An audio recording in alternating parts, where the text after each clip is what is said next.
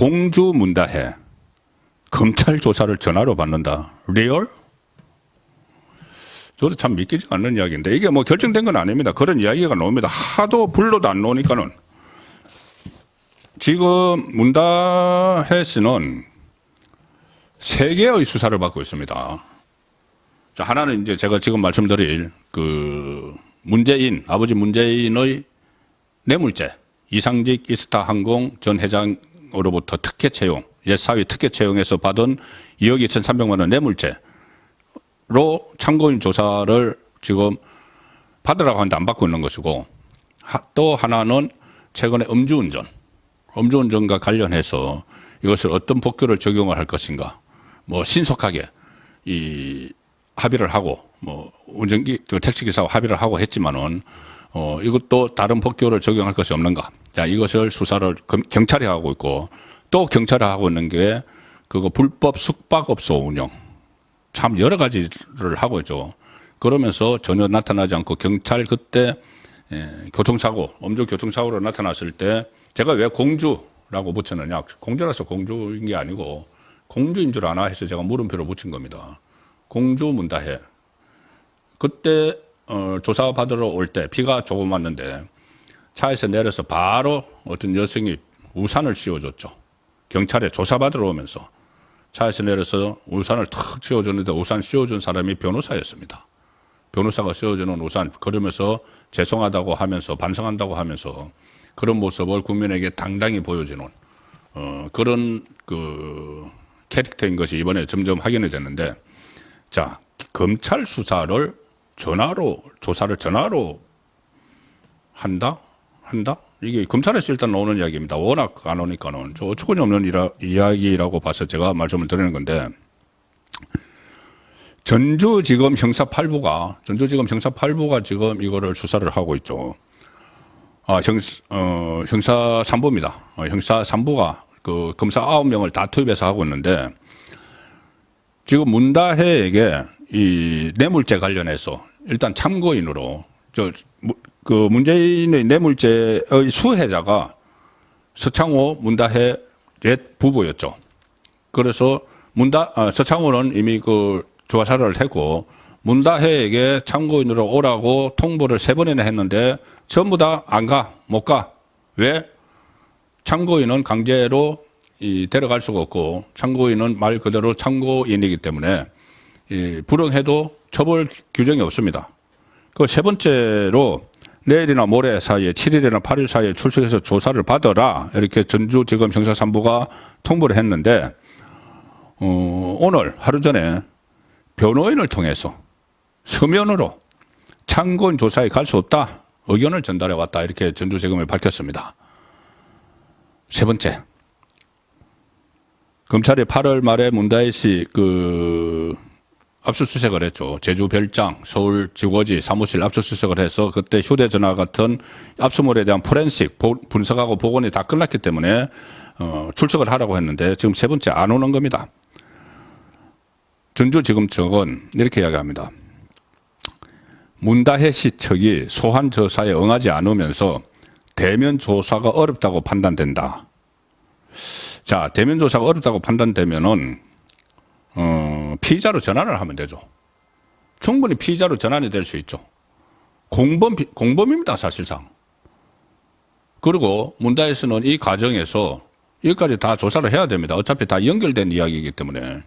뭐 한치기 수법으로 돈을 태국으로 뭐 빼돌려서 한국으로 빼돌려서 뭐 돈을 뭐 집을 구입을 했다든가 이게 다 있지 않습니까? 청와대 파견된 경호원을 이용해서 돈을 송금을 했다. 뭐 여러 가지가 있죠. 청와대에서 심지어 뭐 반려견을 태국으로 보냈는데 청와대 행정관 동원했다. 뭐 그런 것은 따로 수사를 하더라도 어쨌든 뇌물 사건은 공범이죠. 본인이 수혜자니까 2억 2,300만 원. 그러면 참고인이 아니고 피의자로 신분을 전환을 하면은 불러서 안 오면 구인을 할 수가 있습니다. 강제 구인. 그렇게 해야죠. 일반 국민은 그렇게 합니다. 그런데 전주지검이 뭐라고 했냐면은 문다혜 씨 쪽이 소환 조사에 응하지 않으면서 대면 조사가 어렵다고 판단된다. 추후 유선 조사 등을 검토할 예정이다. 유선 조사 뭡니까? 전화를 걸어서 전화로 하겠다는 그것도 검토를 하겠다는 거죠. 자, 전화를 건다고 이거 응할까요? 어차피 지금 이것과 관련해서 이 문재인 뇌물 사건과 관련해서 임종석, 조국 전부 소환됐죠. 전부 소환됐는데 전부 다 묵비권을 했어요. 말 안 했습니다. 묵비권을 행사했습니다. 문다혜가 그러면 가도 묵비권을 행사할 판인데 전화로 응답을 할까요? 안 하죠. 전화를 받지도 않겠죠. 그래서 전화로 뭐 하고 이렇게 뭐 저자세로 검찰이 할 것이 아니고 피의자로 전환을 시켜서 바로 불러야 됩니다. 안 오면은 영장 신청을 해서 발부를 해야죠. 지금 뭐 이재명은 불러다 그 영장 신청을 하지 못하는 게 국회의원이라서 체포동의안 해야 되니까 그렇지만 문제는 국회의원도 아닌데 당연히 이 피의자를 전환을 해서 소환을 하고 소환을 응하지 않으면은 강제 구원을 해야 되는 겁니다. 자, 문다혜뿐입니까? 오늘 또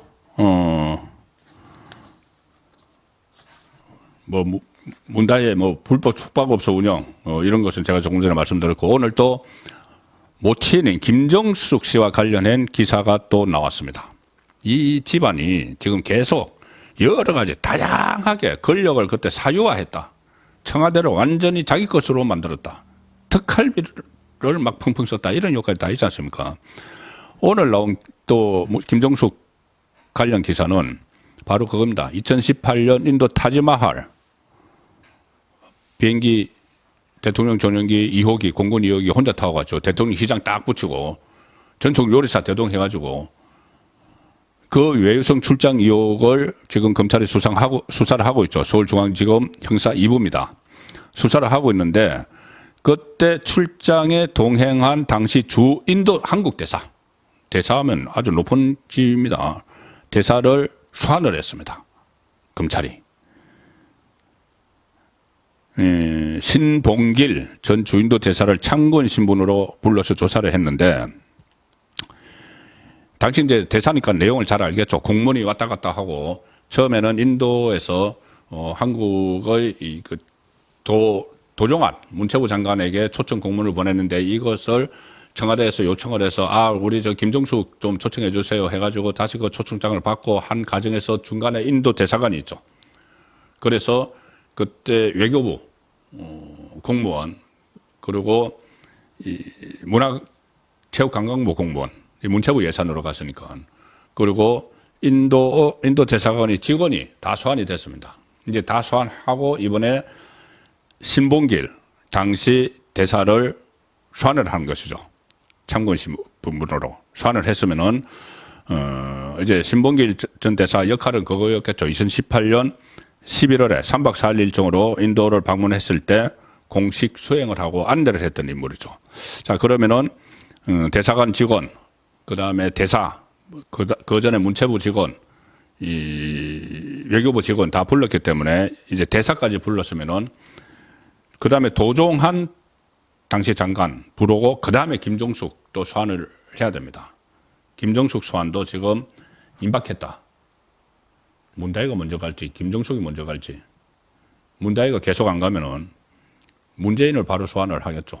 소환 조사 없이는 이게 끝이 안 납니다. 왜냐하면은 뇌물 사건 왜냐하면은 전부 다 묵비권을 행사하고 이 진술 거부권이라고 해서 말을 하지 않았기 때문에 그러면 제일 꼭대기에 있는 문재인의 말을 들어야죠. 문재인도 말을 하지 않으면은 그러면 검찰이 확보한 그냥 정황, 증거물, 진술 또 다른 사람들 진술 이런 거를 종합을 해서 뭐 기소를 하든지 할 수밖에 없는 겁니다.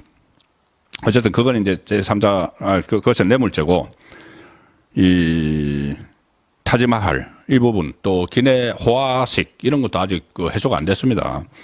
이게 문재인이 지난 5월 회고록에서 이 타지마할 간 것을 놓고 정상 배우자의 첫 단독 외교다 이런 엉터리 같은 말을 해서 그때 논란이 다시 됐죠. 그래서 배현진 국민의힘 의원이 이 정부 대표단 명단까지 다 공개를 했고 예산 낭비 그리고 또 그 다음에 또 이런 것도 나왔죠. 무슨 전용기 타고 마치 대통령 노름하듯이 가면서 거기다가 뭐 3천만 원 들여서 뭐 기자실을 프레스 센터를 만들었다. 기사 한 줄 안 놓고 사진 한 장 안 놓는 그런 어처구니 없는 일을 벌였기 때문에 이것도 다 조사를 해야 됩니다. 자, 또 있습니다. 같은 형사 2부 서울중앙지검에서 하는 거 샤넬 재킷 미반납 의혹. 이 최근에 프랑스 샤넬 본사로부터 뭐 이미 제출 방식으로 재킷을 하나 받았는데 이 재킷이 과연 그때 김정숙이 입었던 그 재킷인가? 이것을 또 포렌식을 하고 있습니다.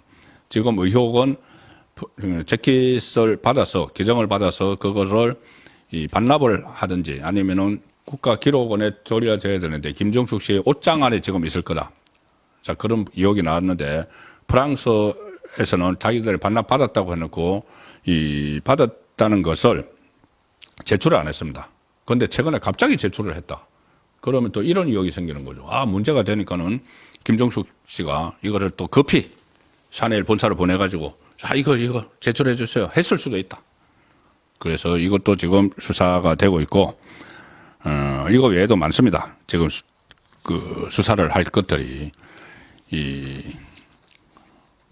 무슨 뭐 경호원 시켜서 뭐 수영 강습을 받았다.